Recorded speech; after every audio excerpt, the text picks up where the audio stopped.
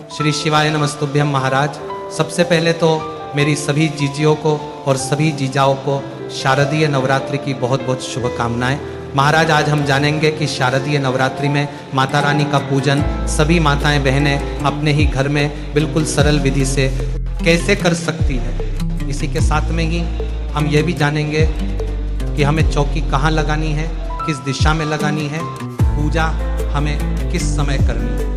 यानी कि शारदीय नवरात्रि की पूजा से संबंधित सारे सवालों के जवाब आपको इस वीडियो में मिल जाएंगे। तो महाराज, सभी लोग बड़े ही ध्यानपूर्वक सुनेंगे। शारदीय नवरात्रि इस वर्ष यानी 2025 में 22 सितंबर से शुरू हो रही हैं। ऐसे में मेरी सभी माताएं बहनें 22 सितंबर के दिन सुबह सुबह स्नान आदि करने के बाद उन्हें चौकी लगानी होगी। देखिए, हो सके तो चौकी आप पूर्व दिशा की तरफ लगाइएगा, लेकिन अगर किसी कारण से पूर्व दिशा में चौकी ना लगा पाएँ तो दक्षिण में को छोड़ के बाकी आप किसी भी दिशा में चौकी लगा सकते हैं, क्योंकि कभी भी दक्षिण में चौकी नहीं लगानी चाहिए।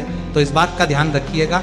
चौकी लगाने के बाद फिर आपको चौकी पर लाल रंग का वस्त्र बिछा देना है। अगर नया वस्त्र लेकर आए हैं तो नया बिछा देना है, ये ज्वलंत वस्त्र बिछा देना है, ये जला दीजिए। नया वस्त्र नहीं लेकर आए हैं तो कोई बात नहीं, जो आपका पूजा का वस्त्र है उसी को साफ करके आप उसे भी बिछा सकते हैं। इसके बाद आपको चौकी पर ही चावल का आसन देना है और इस पर हम माँ भगवती के स्वरूप को यानी दुर्गा माता का जो भी स्वरूप आपके पास है, चाहे मूर्ति है चाहे फोटो है, उनको विराजमान कर लेंगे। तो महाराज, इस तरह से जगत जननी माँ जगदम्बा को आपको चौकी पर विराजमान कर लेना है। अब महाराज, हमें ज्वारे भी बोने होते हैं। शारदीय नवरात्रि में ज्वारे का बहुत महत्व होता है, तो हो सके तो आप जवारे जरूर बोइएगा। उसके लिए आपको एक थाली ले लेनी है और इसी थाली में आपको थोड़ी सी मिट्टी लेना है और इसी मिट्टी में आपको जौ डाल देने होंगे और इस तरह से जवारे बो देने होंगे।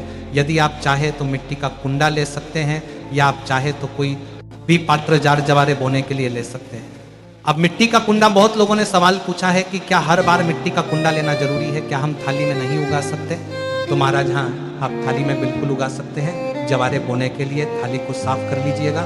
तांबे की, स्टील की या पीतल की कोई भी थाली आप ले सकते हैं और उसी थाली में आपको जवारे बोना है। तो महाराज, इस तरह से आपको जवारे उगा लेने। अब जवारे को हम चौकी पर रखेंगे, क्योंकि जवारे के ऊपर ही कलश रखा जाता है, यानी कि कलश की स्थापना की जाती है। महाराज, आप चाहे तो जवारे के ऊपर कलश की स्थापना कर दीजिए या आप अलग से भी कलश की स्थापना कर सकते हैं। अब उसके बाद कलश स्थापना करेंगे तो कलश स्थापना के लिए कलश ले लेंगे, मिट्टी का, तांबे का या पीतल का कोई भी कलश आप ले सकते हैं। चाहे तो घर में कोई भी लोटा है उसको साफ करके भी उसमें कलश की स्थापना कर सकते हैं। तो महाराज, सबसे पहले कलश के कंठ पे मोली बांधे, फिर इसी कलश पर स्वास्तिक बना देंगे। इसके बाद कलश को हम शुद्ध जल से भर लेंगे। कलश को भरने के बाद उसमें हल्दी, सुपारी, सिक्का, थोड़े चावल और फूल डालेंगे। फिर हम इसमें पंचपल्लव यानी आम के पत्ते लगा देंगे।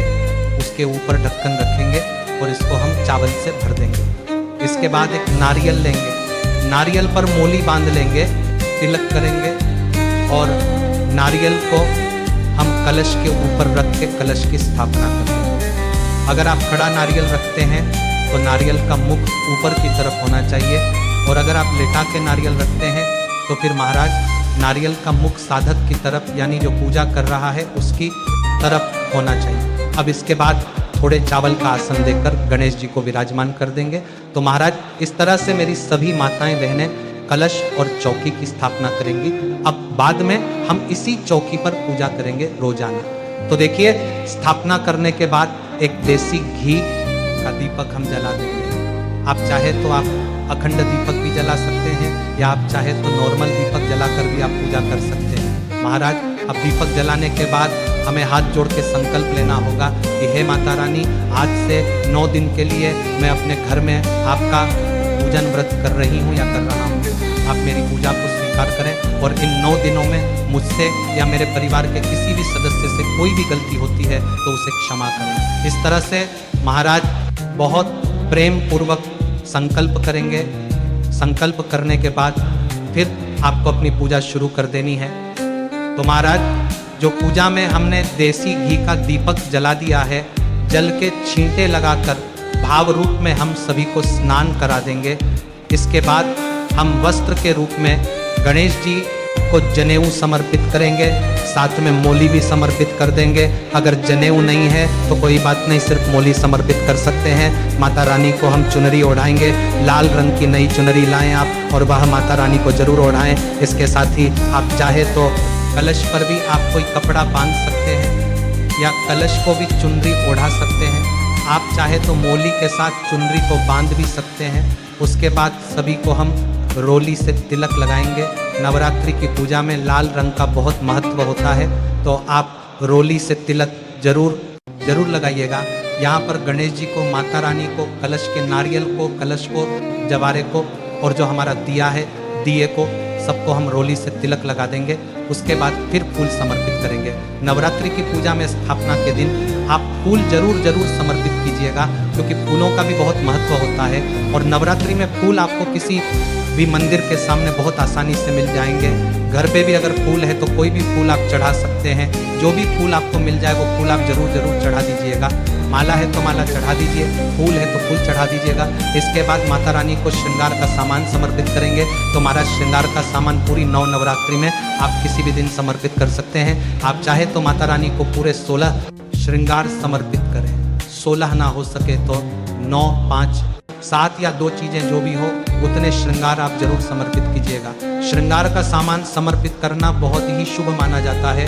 श्रृंगार का सामान समर्पित करने के बाद फिर हम भोग समर्पित करेंगे।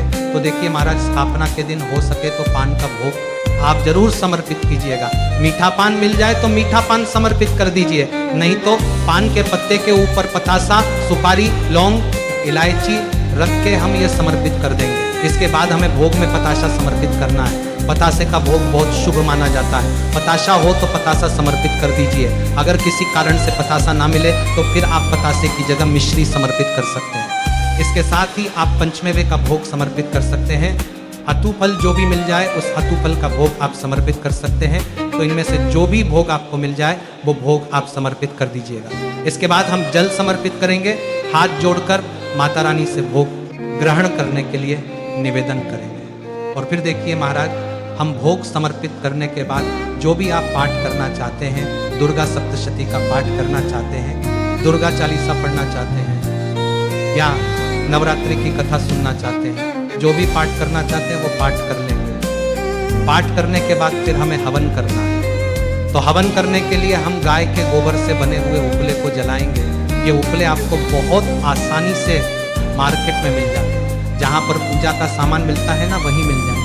उपले को जलाने के बाद इसमें हम थोड़ा कपूर डाल देंगे ताकि अग्नि अच्छे से प्रज्वलित हो जाए। इसके बाद हम हवन करेंगे। तो हवन में सबसे पहले हम 2 आहुति घी की डालेंगे। मुट्ठी सबकोति परचेतो प्रच्छा को सबसे पहले हम थोड़ा कपूर डाल देंगे। देसी घी की 2 आहुति समर्पित कर देंगे। उसके बाद हम लौंग का जोड़ा समर्पित करेंगे। तो देखिए 2 लौंग एक साथ समर्पित की जाती है। लौंग का जोड़ा लेंगे, पूरी लौंग लेनी है, टूटी हुई नहीं होनी चाहिए, फूल के साथ लौंग होनी चाहिए। 2 लौंग एक साथ समर्पित कर देंगे। फिर 2 लौंग एक साथ समर्पित करेंगे।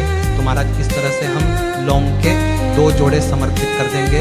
उसके बाद जो आपने भोग लगाया है, पताशा या मिश्री, जो भी भोग में चढ़ाया है उसका भोग हम समर्पित करेंगे। साथ में आपने पंचमेवे का भोग लगाया है तो वो भी हम अग्नि में समर्पित कर देंगे।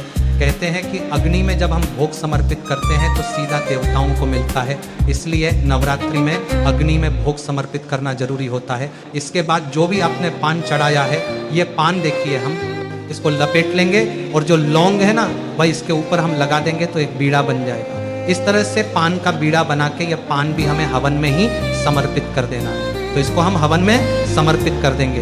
पान समर्पित करने के बाद फिर आप थोड़ा कपूर डाल दीजिएगा ताकि अग्नि अच्छे से प्रज्वलित हो जाए। इस तरह से हवन हो जाएगा। उसके बाद अपने हाथ में थोड़ा सा जल लेकर सीधे हाथ में ये जल हम चौकी के ऊपर से, यानी जो हवन है, हवन के ऊपर से बार देंगे। तो इस तरह से हमारा हवन जो है पूर्ण हो जाएगा। इस तरह से हमारा हवन जो है पूर्ण हो जाएगा। बच्चर सिद्धांत से हमें डेली सुबह हवन करना है। नवरात्रि में इस हवन का बहुत महत्व है, तो डेली सुबह सुबह आप हवन जरूर कीजिएगा। फिर धूप दीप दिखाएंगे, दक्षिणा समर्पित करेंगे। दक्षिणा आप नवरात्रि में किसी भी दिन समर्पित कर सकते हैं। एक बार दक्षिणा समर्पित की जाती है तो आप पहले दिन समर्पित कर दीजिए या कन्या पूजन के दिन समर्पित कर दीजिएगा। दक्षिणा हमें जरूर समर्पित करनी है। उसके बाद फिर हम आरती करेंगे। तो यहाँ पर बहुत ही प्रेम पूर्वक पहले हम गणेश जी की आरती करेंगे, फिर हम माता रानी की आरती करेंगे।